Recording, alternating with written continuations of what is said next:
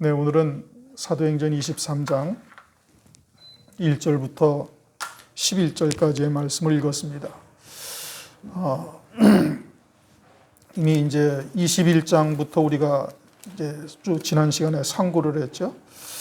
21장 그리고서는 이제 예루살렘에 도착을 했습니다. 예루살렘에서 도착을 해가지고 지금 이제 소동이 난 겁니다. 그래가지고 이제 공회를 모으게 되어졌고 그 공회에서 사도 바울이 지금 이제 변증을 하고 있는 것이죠. 사울이었을 때 사도 바울은 바리새인으로서 스데반 집사가 죽임당하는 일에 찬성하기도 한 유대인이었던 거예요. 그런데 이제는 오히려 그 반대편에 서가지고 적극적으로 증거하고 있으니까 유대인들이 보기에는 한량없이 미운 것이죠. 그래서 유대인들에게 더욱 핍박을 당하고 환난을 겪기도 합니다. 그러던 중에 이제 예루살렘에서 공회에서 유대인들에게 신문을 받는 가운데 바울이 아주 당당하게 지금 복음을 증거하고 있죠. 이러한 일은 이제 우리가 이 마지막 때 우리에게도 이제 다가올 그와 같은 일이고 우리가 겪어야 할 일들이 되는 겁니다. 그러할 때 바울이 어떻게 처신을 하는가를 우리가 보면서 우리도 그와 같은 바울의 뒤를 쫓아서 이제는 이제 진리의 말씀을 당당하게 증거할 수 있는 자가 되어져야 되는 것이고, 그러기 위해서는 어떠한 신앙의 자세가 필요한가 이제 바울을 통해서 우리가 볼 수가 있어야 되는 겁니다. 1절 바울이 공회를 주목하여 가로되, 이제 공회라는 것은 유대 종교 지도자들의 최고 지도자들의 모임인 겁니다. 거기에서 지금 신문을 받고 있습니다. 그런데 유대인들도 하나님을 섬기고 있고 바울도 또 하나님의 하나님을 섬기고 있어요. 그런데 그들이 지금 하나님의 이름으로 사도 바울을 죽이려 하고 있는 겁니다. 그들은 이렇게 하나님의 이름으로 바울과 같은 자들을 죽이는 그것이 하나님을 섬기는 것이다. 또 하나님에게 열심을 보이는 것이다 라고 생각을 합니다. 그게 하나님께 충성하는 것이요 신앙이라고 여기고 있습니다. 그런데 사도 바울이나 지금 유대인들이나 다 같은 하나님을 섬기고 있고 같은 말씀을 가지고 있어요.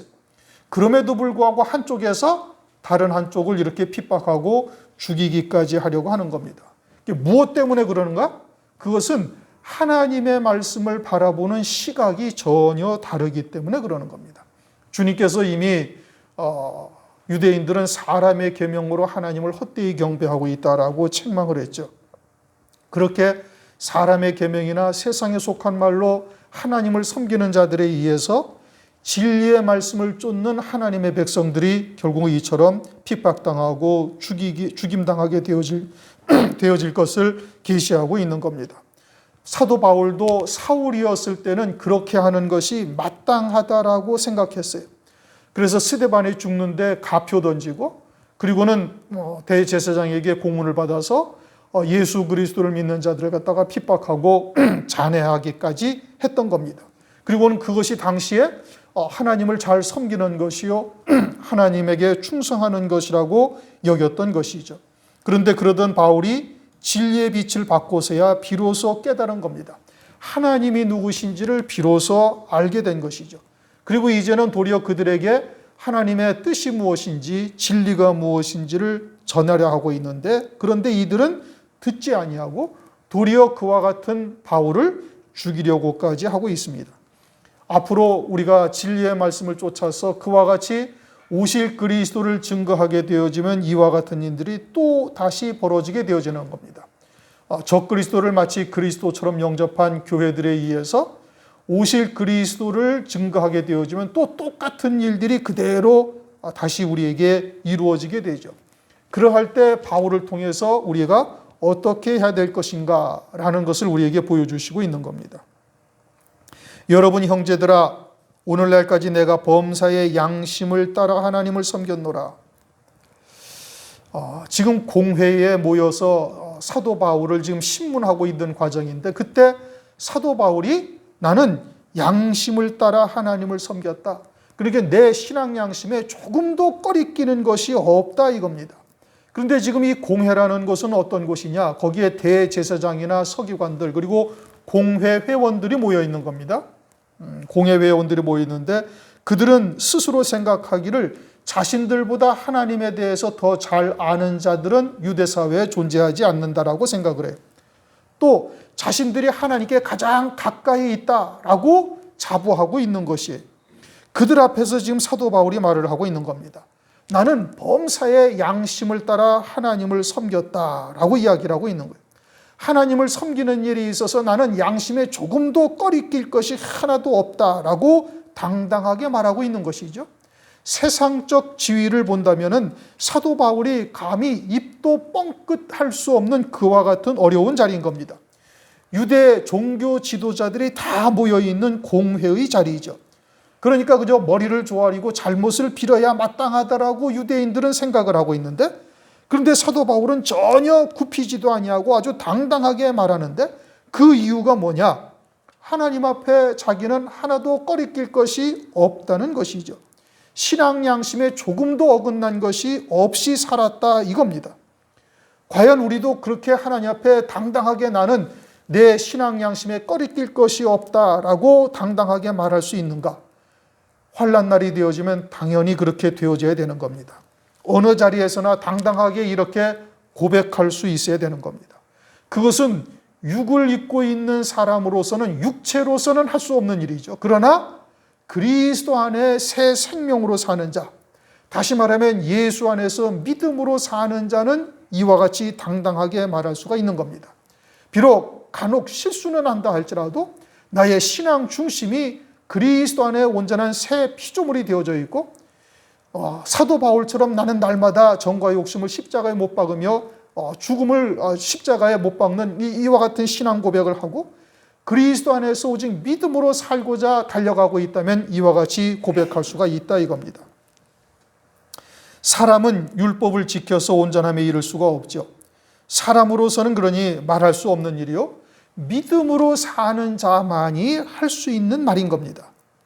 로마서 14장 24절, 23절, 믿음으로 쫓아 하지 아니하는 모든 것이 죄다, 그렇게 말씀하고 있습니다. 믿음으로 쫓아 하지 아니하는 모든 것이 죄라는 거예요. 그럼 믿음으로 산다는 것은 뭐죠? 예수 안에서만 사는 거예요. 예수 안에서만 산다? 그것은 철저히 자기를 부인하고 자기의 십자가를 지고 그리고 오직 하나님의 말씀에 결박되어 믿음으로 사는 거예요. 그래야 온전함에 이르게 되어지고, 그래야 사도 바울처럼 이처럼 당당하게 외칠 수 있는 자가 되는 겁니다. 로마서 12장 1절을 보면 사도 바울은 그것을 산 제사다 이렇게 얘기를 해요.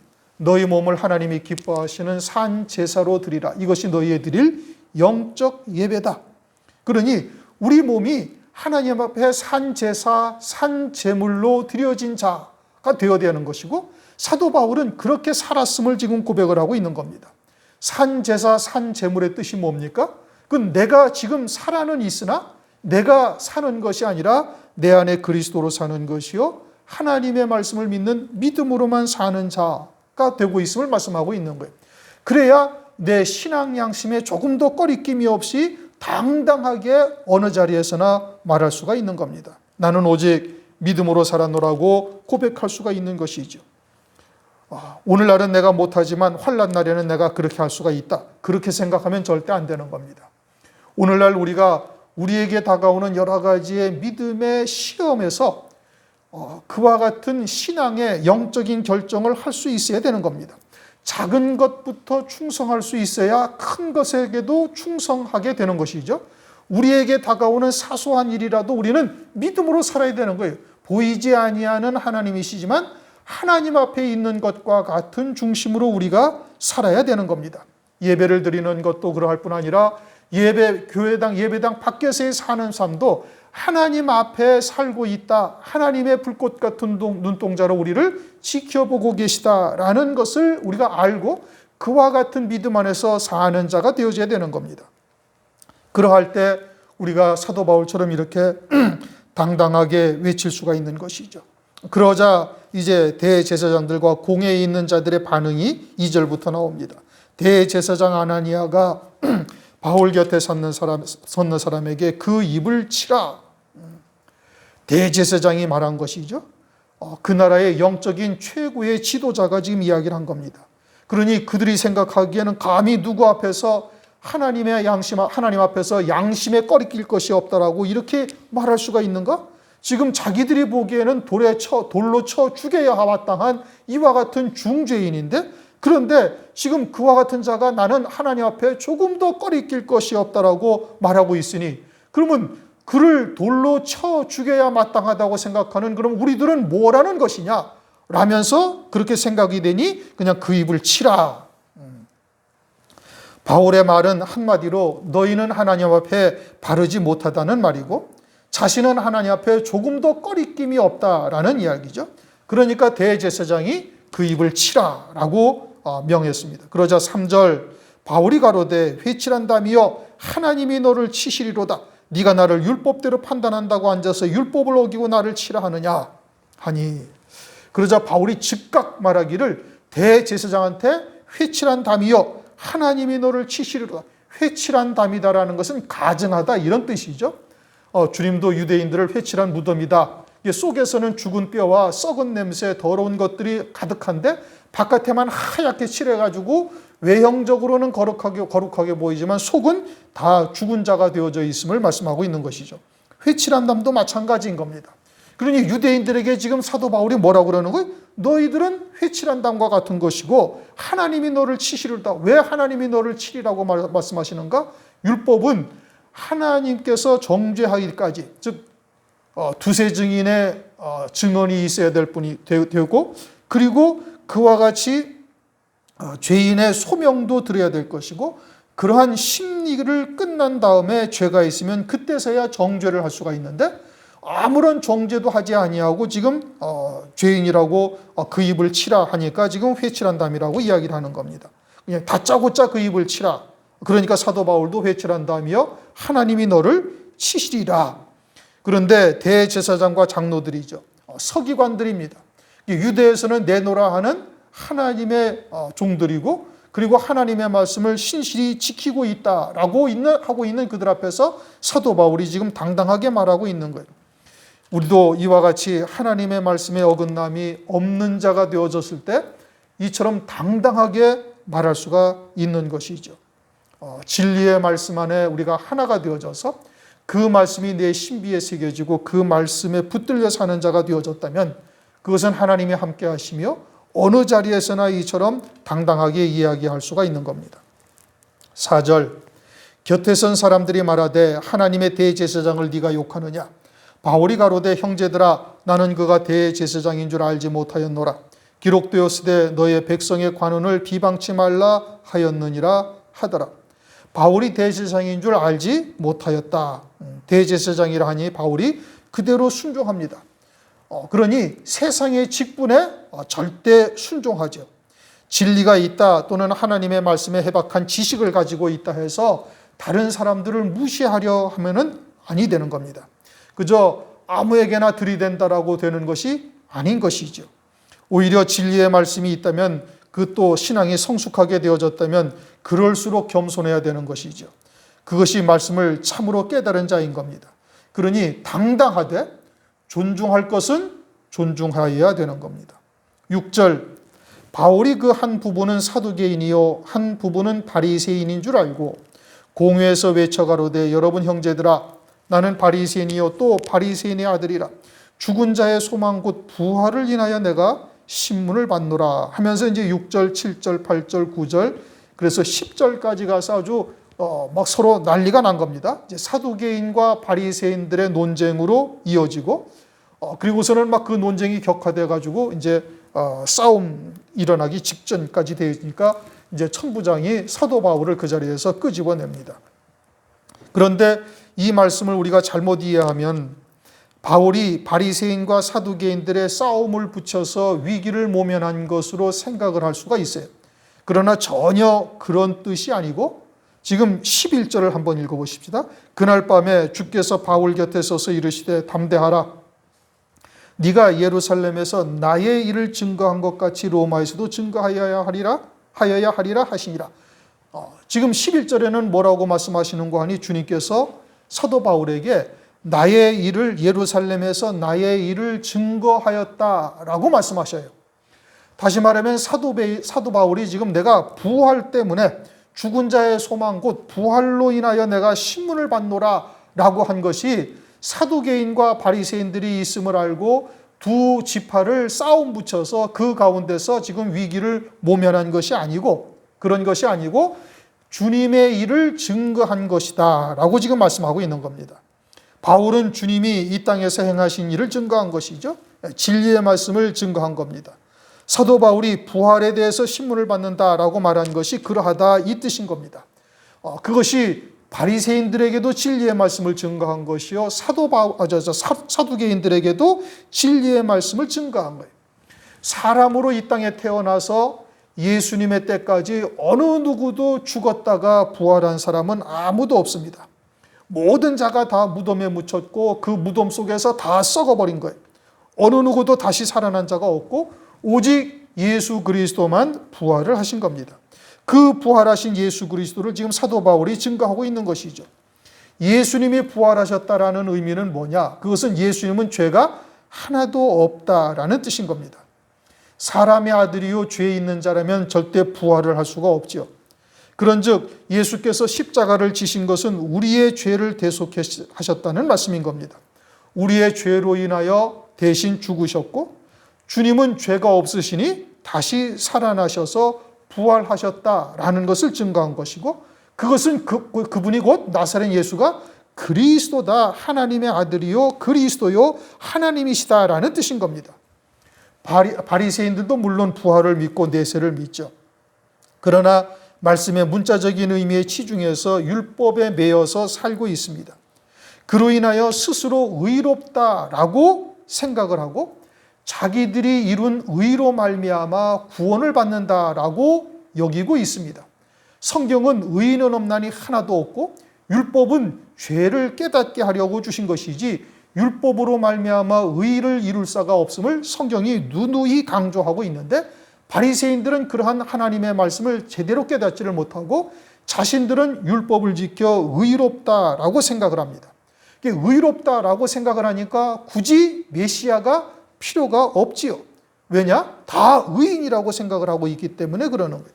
그러니 성경에서는 여자의 후손이 오실 것이요 메시아가 오실 것이요 처녀가 잉태하여 아들을 낳으리라고 누누이 강조하고 계시는데도 불구하고 이 바리새인들은 그러한 메시아가 자기들에게는 전혀 필요가 없는 것이죠. 율법을 주신 뜻은 조금 전에 말씀드린 것처럼 죄를 깨닫고 메시아를 소망케 하기 위하여 율법을 주셨는데 율법을 제대로 깨닫지를 못하는 것이죠. 자신들은 전혀 죄가 없다라고 생각을 하고 있는 것이니, 그러니 메시아가 필요 없고 유월절 양이 곧 나사렛 예수요 그리스도이신 것을 받아들이질 않는 겁니다.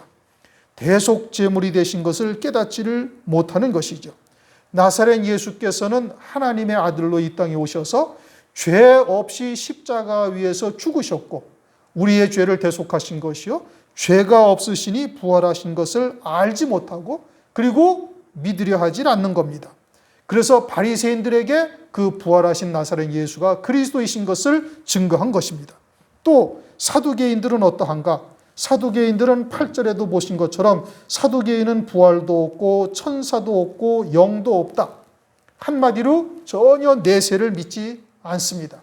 그러면 그들의 율법을 철저히 지키는 이유는 뭐냐? 그것은 이 땅에서 복을 받는 것이 율법에 의한 복을 받는 것이 그들의 신앙생활하는 목적이고 그것이 곧 천국이다라고 여기고 있는 것이죠.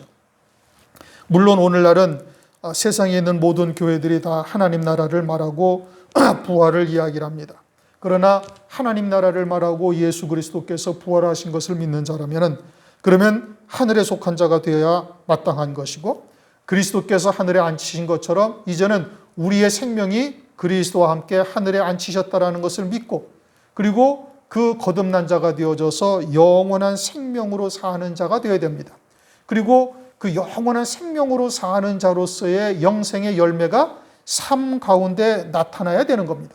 그것이 나타나지 아니하고 신앙의 초점을 눈에 보이는 세상의 것이나 썩어질 것에 초점을 두고 있다면 그들이 곧 사두개인과 같이 내세를 믿지 아니하는 자들이라는 것을 반증하고 있는 것이죠. 그러니까 사두개인들이나 바리새인들에게 지금 하나님의 말씀을 제대로, 진리의 말씀을 제대로 증거한 겁니다. 또 이 마지막 때에는 때에 따른 말씀이 있다라고 성경에 말씀하고 있죠. 사도 바울은 초림하신 그리스도와 그리스도의 부활에 대해서 증거했어요. 그러면 이 마지막 때 말세를 사는 우리들은 무엇을 증거해야 되는가? 이제 재림하실 그리스도를 증거해야 되는 것이죠. 마찬가지로 재림하실 그리스도에 대해서 증거하게 되자면 사두개적인 신앙이나 바리새적인 신앙은 또 오늘날도 그와 같은 신앙을 갖고 있지를 못하는 겁니다. 오히려 성경을 자의적으로 해석을 하고 어거지로 해석을 해서 환난 전에 교회가 휴거된다든지 등등 엉뚱한 이야기들을 하나님의 말씀처럼 믿고 있는 거예요. 그러니 오늘날도 이와 같은 신앙들이 있어서 하나님 나라에 속한 자로서 열매 맺는 삶을 살고 있지를 못하고 있죠. 한마디로 진리를 모르는 겁니다.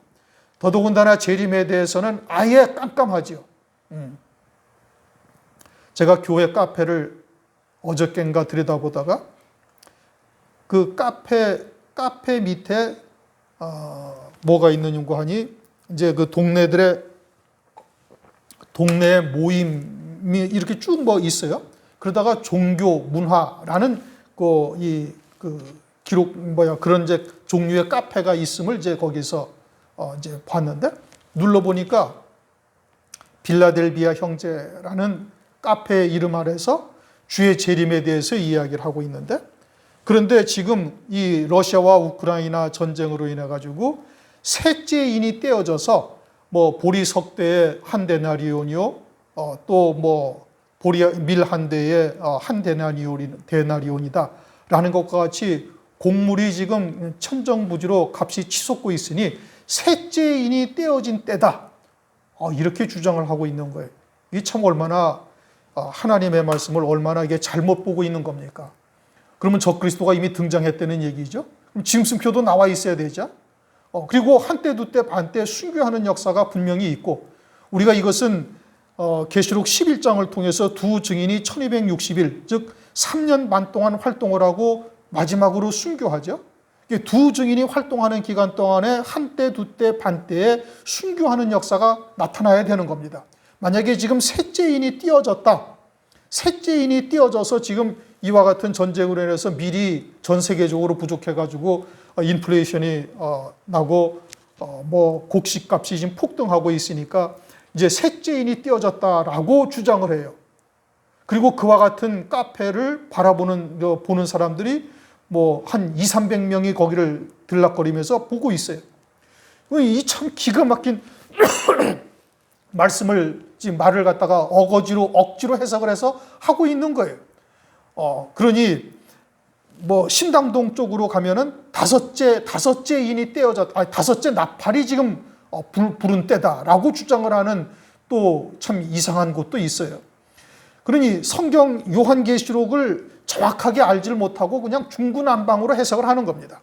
뭐 휴거가 된다는 둥, 천년 또는 뭐 환란이 없다는 둥, 이렇게 요한계시록에 대한 바른 해석을 깨닫지를 못하고, 이렇게 요한계시록 자체적으로 증명하고 있는 이 논증을 정확하게 봐서, 그러니까 인나팔 대접의 관계를, 그리고 한때 두때 반때 7년 환란의 의미, 그리고 전 3년 반, 후 3년 반, 이와 같은 것들을 갖다가 정확하게 깨달아서 성경을 바르게 볼 수 있어야 되는데 뭐 중구난방식이에요. 지금 셋째인이 떼어졌다, 뭐 다섯째 나팔이 불었다, 이런 데가 지금 한두 군데가 아니에요. 그 외 나머지들은 그래도 그 사람들은 마지막 때가 되었음을 깨닫고 주의 재림을 소망하며, 그 사람들은 2027년에 주님이 재림하신답니다. 참, 2027년이면 지금 몇 년 남았어요? 이제 5년 남았어요. 이 2027년이면 주님이 재림한다는. 그럼 지금 환란이 나오고 짐승표가 등장을 하고, 그리고 한때 두때 반때 순교하는 역사가 나타났어야 될 텐데 적그리스도가 등장을 하고 아무것도 지금 그와 같은 징조가 보이질 않잖아요. 그런데 지금 뭐 셋째인이 떼어졌다, 또는 다섯째 나팔이 불었다, 이처럼 엉터리로 증거하고 있다 이겁니다.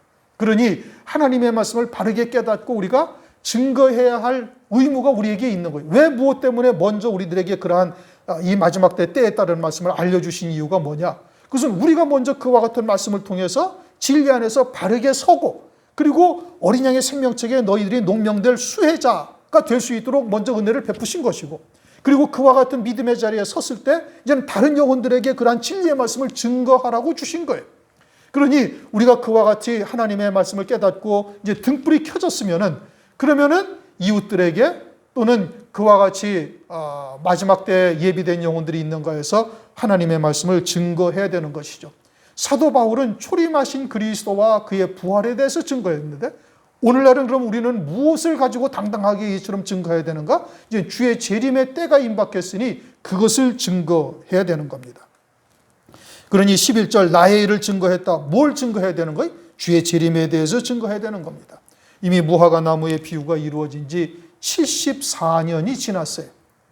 이 세대가 지나기 전에 반드시 이 일을 이루리라 성경에 약속을 하셨으니 그 한 세대도 우리가 거의 끝자락을 살아가고 있는 때인 겁니다. 그러므로 우리가 하나님의 말씀으로 우선 채워서 내가 그와 같은 믿음의 자리에 서야 되는 것이 급선무인 것이고, 그리고 내게 그와 같은 생명의 빛을 비춰줬으니 그 빛을 이제는 발할 수 있어야 되는 것이죠.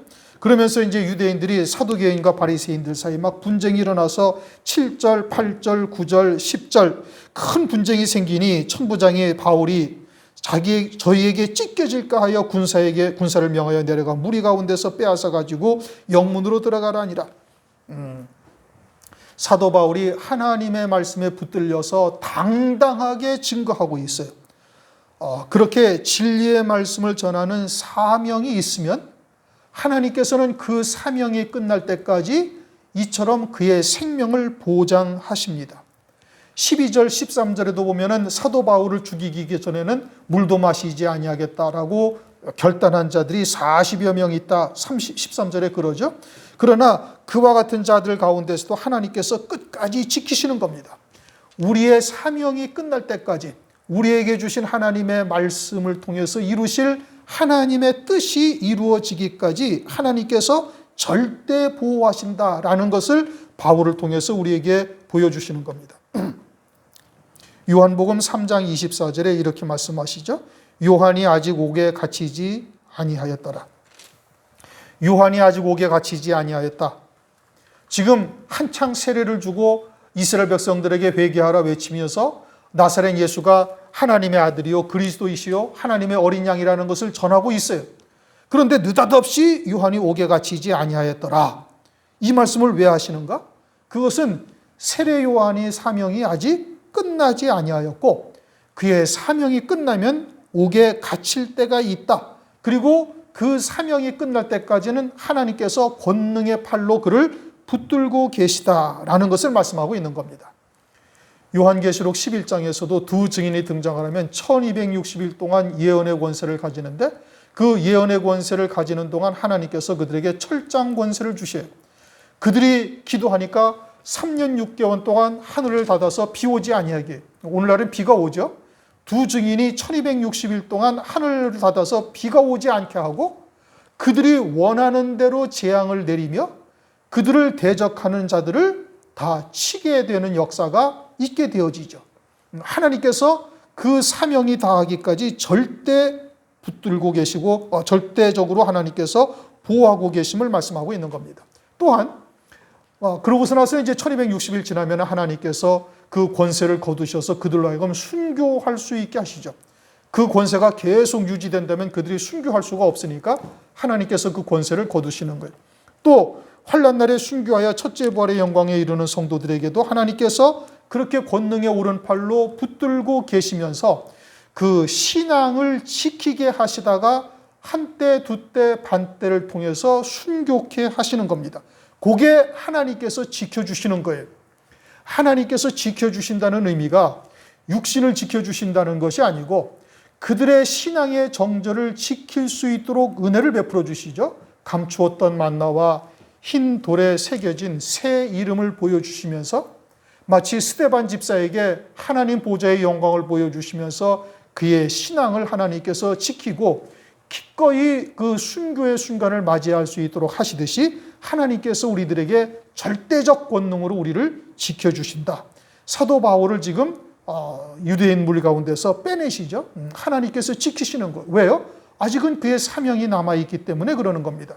로마에 가서 거기서도 하나님의 말씀을 증거해야 할 사명이 있으니 그러니 하나님께서 그를 빼내시듯이 우리들에게도 하나님의 사명이 있으니 그 사명을 마치기까지 권능의 오른팔로 우리를 붙들고 계시다. 이것을 믿어야 되는 겁니다. 11절, 그날 밤에 주께서 바울 곁에 서서 이르시되 담대하라. 네가 예루살렘에서 나의 일을 증거한 것 같이 로마에서도 증거하여야 하리라 하시니라. 사도 바울에게 로마에서도 그리스도에 관한 하나님의 말씀을 전해야 된다고 말씀하고 있습니다. 그것이 바울을 향하신 하나님의 뜻이요, 바울의 사명이니 그 사명이 다 마치기까지는 하나님께서 그를 보호하십니다. 말세의 첫째 부활의 영광, 환난 날에 어린 양의 안에 그리스도의 신부로 세우시는 말씀을 우리에게 주셨고, 우리가 그 말씀을 믿음으로 받았으니 그 말씀이 이루기까지 하나님께서 반드시 우리를 지켜주시는 것이고, 또한 두 증인으로서 사역할 자들에게도 하나님께서 그와 같이 권능의 오른팔로 우리를 지켜주시는 겁니다. 그 사명을 다하기까지 하나님께서 붙들고 계시는 거예요. 그러므로 오늘날 우리가 부단히 연단 가운데서 하나님의 말씀으로 채우는 일이 가장 급한 겁니다. 때에 따른 말씀으로 아구까지 채워야 되죠. 갈릴리 가나의 혼인잔치를 보면은 돌 항아리 6에 물로 아구까지 채우라. 이게 적당하게 채워서도 되지 아니하고 아구까지 하나님의 말씀이 가득 채워지자 그 물을 떠서 연회장에 갖다 주니 가장 좋은 포도주가 되죠. 그것은 어린 양의 혼인잔치에 이르게 하시는 하나님의 말씀인 겁니다. 그러한 말씀을 전하는 자가 되기 위해서는 아구까지 하나님의 말씀이 채워져야 되는 것이고, 믿음으로 받아야 되는 것이고, 믿음으로 받았다라는 것은 그 말씀이 내게 생명이 되었다, 이런 뜻입니다. 그런 자는 등불이 켜진 거예요. 그러할 때 빛을 발하고 하나님의 말씀을 증거할 수가 있게 되어지는 것이죠. 그러므로 그와 같은 하나님의 말씀이 채우는 것이 가장 급선무요, 그 말씀을 믿는 믿음으로 하나가 되어지는 겁니다. 사도 바울이 나는 내 양심에 조금도 꺼리낌이 없다라는 것은 오직 하나님의 말씀에 붙들려 믿음으로 살았다, 이겁니다. 하나님의 말씀으로 우리가 채워야 될 것이고, 이제는 그 말씀을 따라 범사에 양심에 꺼리낌이 없이 믿음으로 살아야 되는 겁니다. 그러할 때 어느 누구 앞에서도 당당하게 하나님의 말씀을 증거할 수가 있죠. 말씀이 곧 영이시고 7 영으로 충만케 하셔서 어느 직분 앞에서라도 하나님의 말씀을 당당하게 전할 수가 있게 하시는 겁니다. 그리고 부단히 정과 욕심을 십자가에 못 박으며 산 제사, 산 제물로 하나님 앞에 드려지게 되어지고, 그러할 때 하나님의 정하신 때에 하나님께서 우리를 통해서 행하실 일들을 우리에게 알게 하실 겁니다. 말씀을 통해서 깨닫게 하시고 증거케 하실 때 당당하게 하나님의 말씀을 외쳐 사도 바울처럼 내 양심에 조금 더 꺼리낌이 없다라고 전할 수 있는 자까지 이를 수 있어야 되는 것이죠. 오늘날 우리에게 먼저 하나님께서 이와 같은 마지막 때에 따른 말씀을 주신 이유가 그것이죠. 먼저는 우리가 그 말씀의 수혜자가 되어야 되는 것이고, 이제는 그 말씀으로 우리에게 등불이 켜져서 어느 곳에서든지 하나님의 말씀이 그 입에 생명이 되어지고 빛이 되어져서 증거되어질 수 있도록 그와 같은 은혜를 우리가 구하시는 이 시간 되시기를 주님의 이름으로 축원합니다. 기도하겠습니다. 하나님 아버지 감사합니다. 오늘 사도행전 23장 말씀을 통해서 사도 바울이 유대인들의 공회에서 당당하게 하나님의 말씀을 증거하며 내가 양심을 따라 하나님을 온전히 섬겼다고 이처럼 고백하고 조금 더 꺼리낌이 없이 진리의 말씀을 증거하는 것을 통해서 이 말세를 사는 우리들에게 무엇을 증거해야 할 것이고 어떻게 해야 할 것이며 우리가 어떠한 신앙 중심으로 살아야 할 것을 살펴볼 수 있게 인도하신 것을 감사를 드립니다. 이제 하나님의 말씀으로 아구까지 채울 수 있도록 은혜 위에 은혜를 더하여 주시옵소서. 이 마지막 때에 따른 말씀으로 충만하게 하실 뿐 아니라 이제는 그 말씀과 믿음으로 하나 되어져서 수시로 정과 욕심을 못 박을 뿐 아니라 하나님의 말씀에 붙들려 사는 자가 될 수 있도록 역사하여 주시옵소서. 이제는 또한 때를 얻든지 못 얻든지 그와 같은 하나님의 말씀을 증거하며 살릴 자를 살릴 수 있도록 은혜를 더하여 주시옵소서. 이 마지막 때 택하신 자가 있습니까? 만날 수 있게 하시고 전할 수 있게 하시고 택하신 자들로 성령의 감화 감동의 역사가 나타날 수 있도록 은혜를 베풀어 주옵소서. 예수 그리스도의 이름으로 감사하며 기도드립니다. 아멘.